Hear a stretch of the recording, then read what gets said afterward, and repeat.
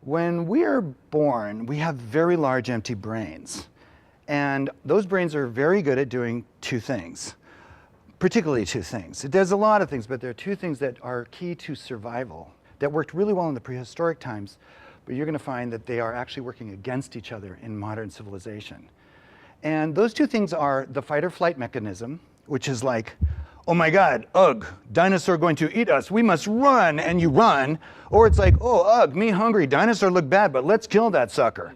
So that's fight or flight, right? And then the other thing is, well, this ability, everyone's brain, not just your sister with the candy cane socks, the one, creative one in the family, but all of us have this tremendous ability to make connections between disparate pieces of information in our brain, in the database that is our brain. And it's this ability to make connections between random things that allows us to solve problems effectively. It's like, ooh, me tired, me freezing. We must invent fire because shivering in cave, no working. And so we basically start making connections between this knowledge. And it's a great thing. It's what we call creative thinking, creativity. This ability to generate new ideas. And so all of us do have this. We're born with the ability to think of new ideas. So when we're toddlers, we become these fearless explorers of our environment because our job is to look around at all the stuff that's going on. We're new here. We don't know anything. So we start gathering information, and parents put everything up really high because you're going to break it, eat it, throw it, or do something you shouldn't be doing with that object, and you're basically breaking the rules. And everybody says, well, that's okay because it's a toddler. They don't know the rules yet. Once they learn the rules, they will become what's called enculturated. They have learned the rules of society and they know how to behave themselves. These toddlers have this insatiable curiosity about their world, and that allows them to start filling those databases with knowledge with the likelihood that you'll be able to make many, many more connections than, for generating better solutions. It's kind of like the analogy would be a person who has no curiosity is someone who sits in their office all by themselves shoving paper around versus the person who gets out and meets everybody in the company, and the company needs a corporate-wide problem solved. You want me, not the person sitting alone in the office with almost no knowledge of what's going on in this place. One day that toddler is sitting in preschool, filling up their database, just experiencing life. They're just doing things for the pure pleasure and reward of experience and exploration, fearlessly. And then one day they're sitting there and they're drawing their dog, just absorbing the moment. And it's just wonderful, the pen scratching on the paper, and they're learning from this. They're understanding this. They're learning how to understand things. And the kid next to him leans over and says, you know what? Your dog stinks. Mine's better.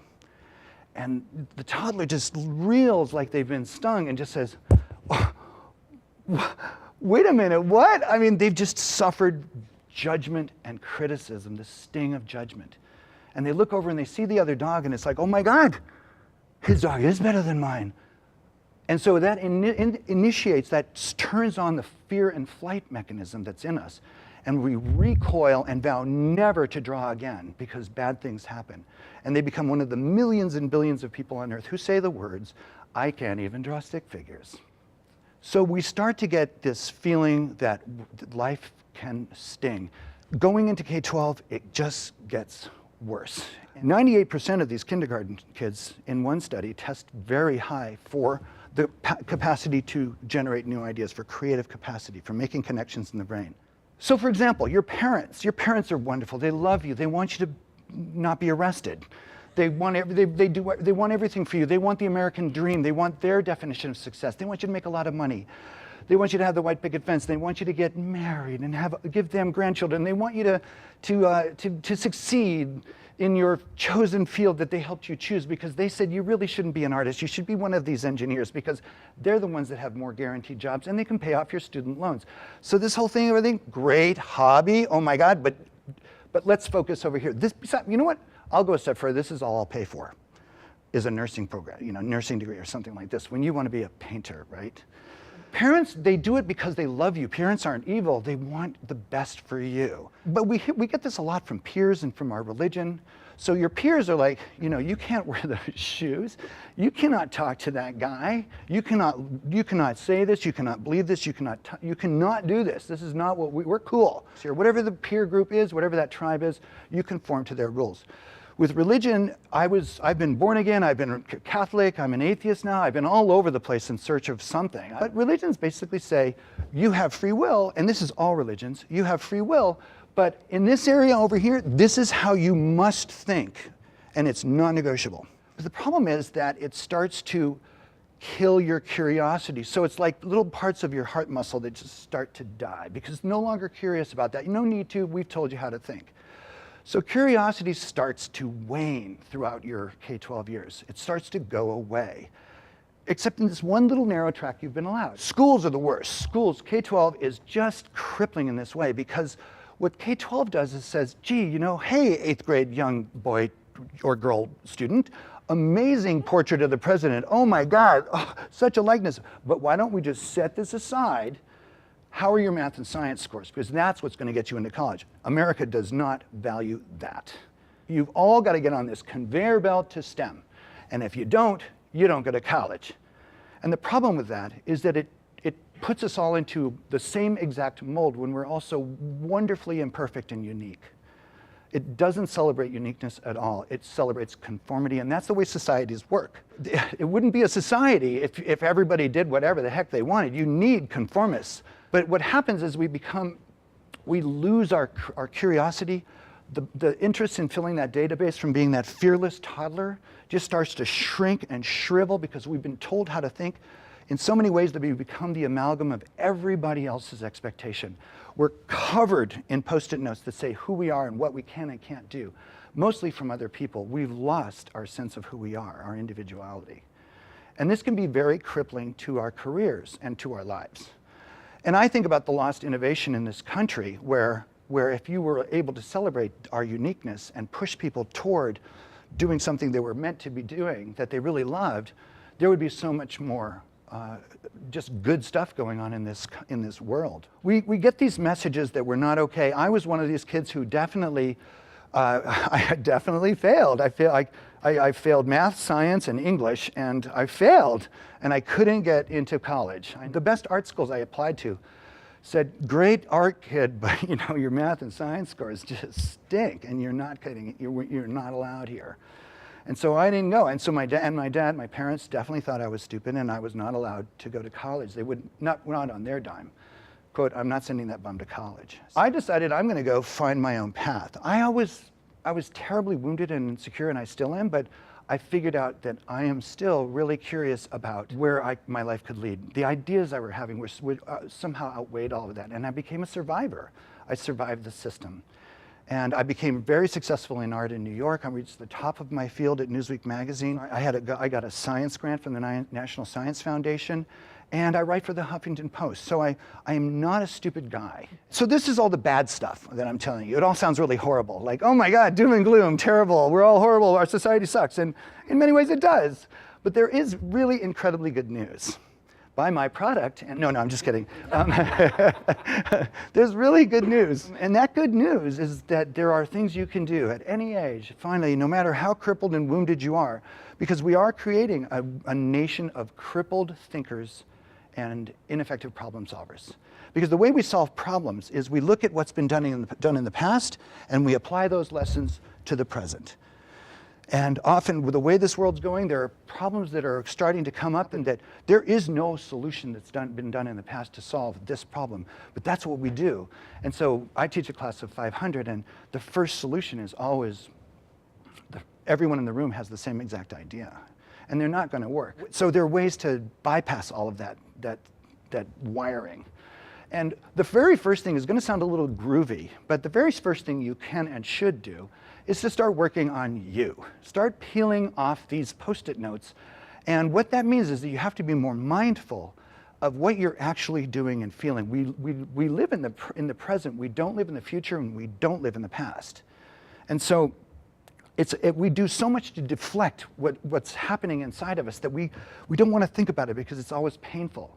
And so instead of ignoring that pain or deflecting that pain and distracting that pain, just sit with yourself and actually think about why you're feeling this, what just caused this feeling.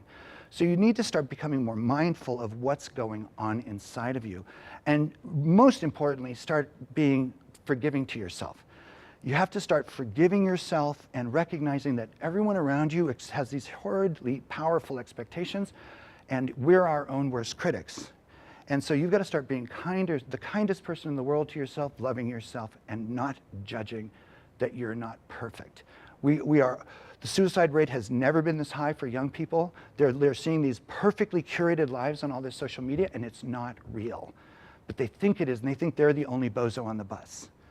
And so the more you can think about yourself and this sounds so groovy, but start loving yourself and accepting yourself for all your wonderful imperfections, because we're all wonderfully imperfect. That's an important thing, starting there. And more practically, if you can start challenging the assumptions that you make about yourself. We all have these things that are called limiting beliefs. You can look up the term limiting beliefs. So if we start recognizing what these beliefs we have about our own capacity that limit our potential for success, it's like we have a ceiling on our potential because of our own thinking about ourselves, not other people's, but our own. Other people have caused this to happen. Our society has made us into these crippled and terrified thinkers. But the only path to getting out of this is to actually take a hard look at this. So when you say, oh, there's no reason why I should even try for my master's, I'm not going to probably get a better job anyway. These are assumptions you're making about yourself. And they're not true. If you can start ignoring that little voice in your head that you don't even know is happening, you will do better. For example, we don't even know that we're living a mediocre life. We don't even know that our lives are pretty much conforming to everyone else's life, that we're just sort of living in mediocrity. And what I mean by that, it's sort of like people still think they're having really good ideas when they're actually not really good ideas. They're just ideas, probably good, based on something exactly that's been done before. Like, for example, there's the story of the fish, the two young fish, where the old fish comes by and says, hey boys, how's the water? And the fish go, what's water? Because they don't even see what they're surrounded by. And that's how mediocrity is. And people say that, I read a great quote, I can't recall who said it, but it's not that we fear failure, it's that we don't fear mediocrity that keeps us and holds us back. So you can start working on yourself by challenging these assumptions and being kinder to yourself. The second thing you can do is learn these great techniques for bypassing your analytical brain. So actually, there are tricks that trick you in the brainstorming part of life. We immediately go to solutions in this world. Immediately go to solutions. We immediately I brought in a guy in a wheelchair into my class of 500 students to sort of help brainstorm a solution this guy was looking for, which was, he races cars. He's an amazing guy, Michael. He's a car racer, but he only has the use of his arms, and he was saying he would love to find a way to shovel snow in his driveway, just like everybody else, as cheaply as everybody does, as quickly, and in an unmotorized wheelchair. Immediately hands went up in my class. The first thing we go to is to go to the solution, and that's the way we work in this society. We don't even think about it. All you need to do is just bolt a bulldozer blade onto the front of your chair and you're done. You're welcome. And it's like, that's what everybody in the room thought of. I said, how many of you thought about the bulldozer blade? It's like, Michael, have you ever thought of a bulldozer blade being bolted onto your chair before? We go right to the solution with we think are great ideas. We don't even see that it's not a good idea. There are techniques and tricks for bypassing your analytical brain and coming up with more effective solutions. There's something called provocative thinking, which challenges your brain. There's word association, random association. Try to learn these techniques for thinking, bypassing your analytical, judgmental brain. The last one is there are processes for solving problems. One of them is design thinking, which was invented by a company called IDEO, and they started the D School at Stanford University, which was for finding solutions using human-centered design. Human-centered design means putting the user first at the beginning of the process. Michael at the beginning of the process. Learn all about Michael's life. Learn about his life, what his limitations, his restrictions, his needs. What is it really like? Showing empathy for that. Once you understand that, you might start being able to solve his problem about shoveling snow. And so adopting these processes, and if you're a company, learn how to create a culture in your company that is playful and celebrates individuality and unique, crazy ideas.